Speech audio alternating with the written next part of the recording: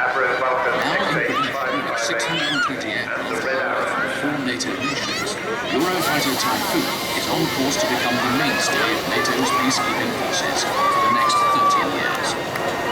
A fighter with true swing role flexibility and a use of generalized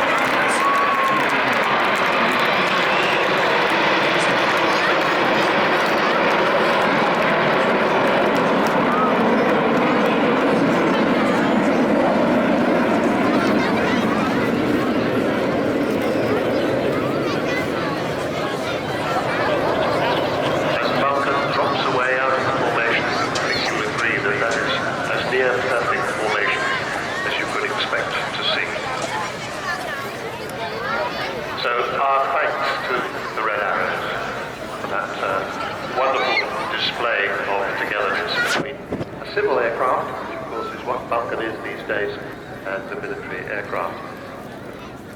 Hawks of the Red Arrows, and we shall be seeing them later this afternoon. And now, keep your eyes on Vulcan XH558. She, I think, is probably the big rock star of the aviation world.